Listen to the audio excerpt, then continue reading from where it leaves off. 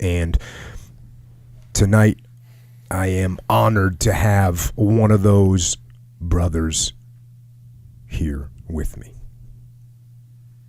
And he's a Marine Corps aviator, a fighter pilot,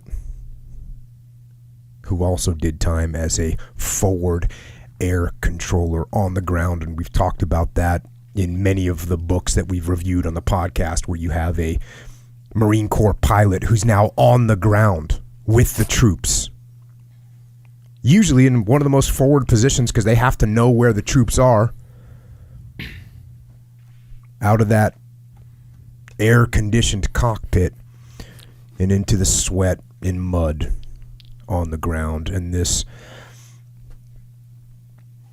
pilot, as an Anglico team leader who, with his team, conducted dozens and dozens of missions with Task Unit Bruiser in Ramadi, and I've talked about bringing him on the show. And so here he is tonight.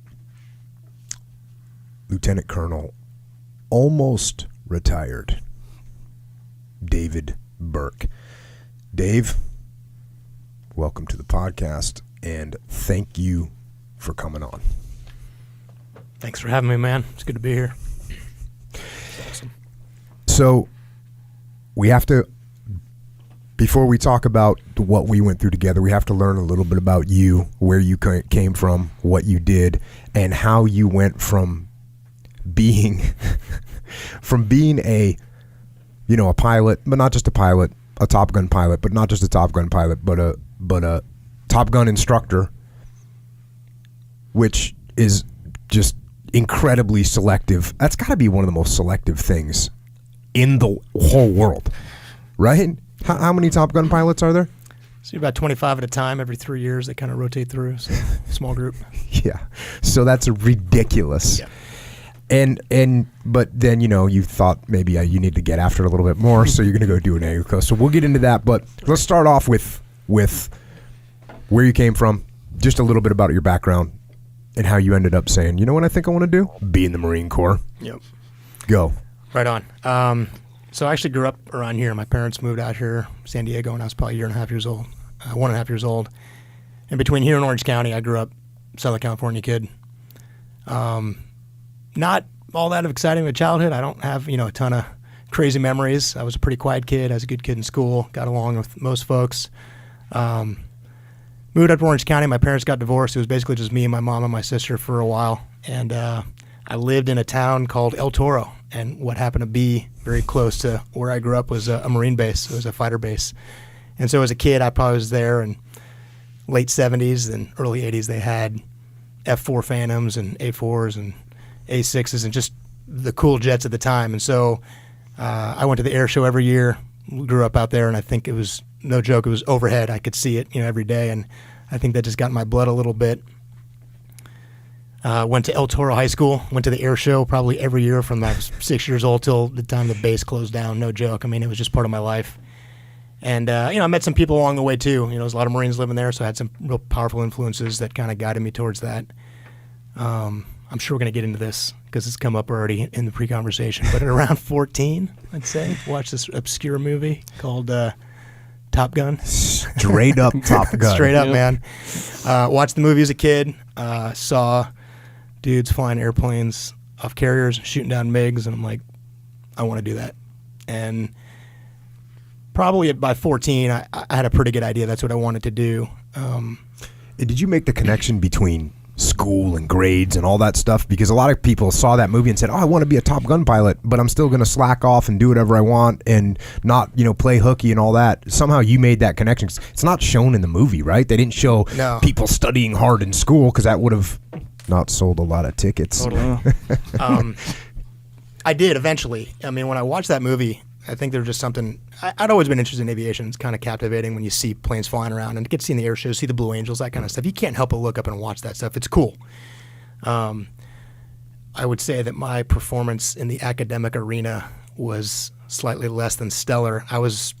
I did fine, but I had no real motivation to do anything. I wasn't a real driven kid to work really hard. I kind of discovered that if I put in very little effort, I was okay. And if I wanted to do really well, I had to put in a lot of effort, and I hadn't made much of a connection. But So as I got a little older, I watched the movie. I think that was a part of a lot of different things. But about the time I was 16, so kind of junior year in high school, as I got some other influences in my life, the biggest one was a guy named Aaron Irvin. I started working at Target around the corner from my house, and there's a Marine there. And like I said, my parents got divorced. I had a stepdad that was there and kind of come and gone. He ended up being a really big father figure in my life and a real positive influence, and a Marine, which was great. And he explained some more things about what it's like to be a Marine. He's the one that made the connection for me that all that stuff you saw in the movies, you can actually do that for real. The Marine Corps, you can do that as a Marine. It's not just a movie. That's a real life. Somebody's living that life right now, and you can do that. And I remember coming home and kind of telling my mom, like, hey, I'm 16. I'm a junior in high school. I'm thinking about being a Marine Corps fighter pilot, which I had no military in my background. Nobody had ever done anything like that. And her answer was, that sounds awesome. You should do that. I mean, just 100%. And she had a very similar approach. Everything, every idea I ever had in my life that I run by my mom. She's like, well, somebody's going to do it. Might as well be you. That was kind of her approach to everything. I want to be a fighter pilot in the Marine Corps. Somebody's going to be it. Might as well be you.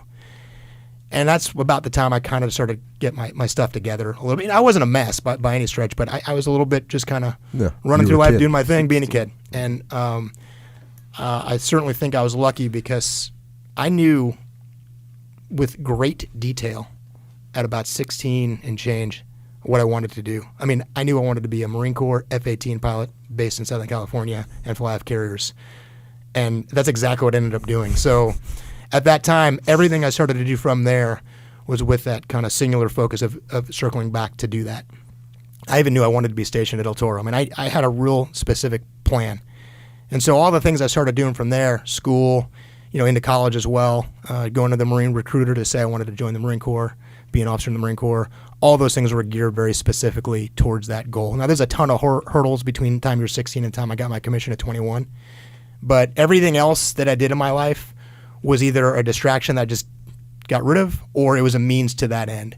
I worked full-time while I was in school, put myself through the nearest college, the local state school that I lived close to. I just drove up to school. Didn't have like a real big, exciting college life. Wasn't in a fraternity. Didn't go away to school. I paid my way through a school that I got a good education. I worked really hard to do well, but it was all specifically designed to, you want to be in the Marine Corps and be an officer, you need a college graduate. You need to be a college graduate. Right on. I can do that. I can do that here. Where's the closest college? Okay. Yeah, where's the closest college? How much does it cost? How much do I need to work? Did the math. It was my life from about that time. I started working at, like I said, I worked at Target as a kid. I worked at Target from the time I was 15 and a half and got a work permit from school to the time that I got my commission in the Marine Corps. And I went to school in Cal State Fullerton Monday, Wednesday, Friday. My mom was a guidance counselor and a teacher, so she helped me build a schedule that I could graduate as fast as possible, which is exactly in 4 years. It was all day Monday, all day Wednesday, and half a day Friday. And I worked Tuesday, Thursday, Friday, Saturday, Sunday. The money I got paid, I went to my tuition. My tuition went to my education. My education got me a commission in the Marine Corps. I mean, that was kind of it. I mean, in some ways you look back, I probably could have diversified a little bit. But at the time, I wasn't unhappy. I was stoked, man. That's exactly what I wanted to be doing. There was no, like, man, I wish I could be doing this. It wasn't a chore by any stretch.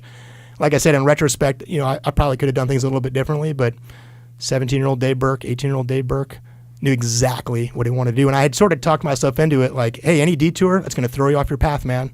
And you're going to look back with regret and go, you know why you didn't end up being what you wanted to be? Is because of this or that. And I wasn't going to let that happen. So I kind of just got a little intense about being a pilot in the Marine Corps. And sure enough, and there's still luck involved, because when you go to TBS, which is the basic school, which all Marine officers go through, you have to still win or get that billet that you wanted. And you got that, but I mean, that could have gone totally, man, sideways. There's a lot of luck involved. I think everybody in the military and everybody that's been successful in the military knows, you looking back on your career, it's a confluence of a lot of different things, but timing, circumstance, and luck they're a part of it, without a doubt. Nobody can take credit for everything they've done. And if I went back to do it again, the odds of it working out the way that it did are pretty slim. There's just a lot of things that worked out in my favor. But, I went to OCS. I went to the Marine Corps recruiter. I started my freshman year at Cal State Fullerton. I was 17 when I started college. Went right to the recruiter on day one, or they call it an OSO, an officer selection officer. So it's basically a recruiter for officers. Hey, I want to be a Marine. It's like, right on. Start filling out this paperwork. Filled out the paperwork. I said, I want to be a pilot. I was like, piece of cake, no problem. We can make that happen. sign this ground contract and we'll just make you a pilot at some point in the future. I'm like, So for those of you that don't know, that's a big lie. It ain't that easy. And so when he says contract, of course the Marine Corps needs pilots and guys to infantry, and so but they need more infantry than they need pilots. Yep. And so they say, hey, don't worry about it. You just sign up for ground right now. We'll take care of that other pilot. You want to be a pilot? Yeah, of course. We'll take care of that later. Yeah, we'll just transition over. Shouldn't be a big deal. No factor. And at 17, I mean, I was signing paperwork to be a Marine officer. That was a big step for me, and I probably would have signed anything. Happily signed that.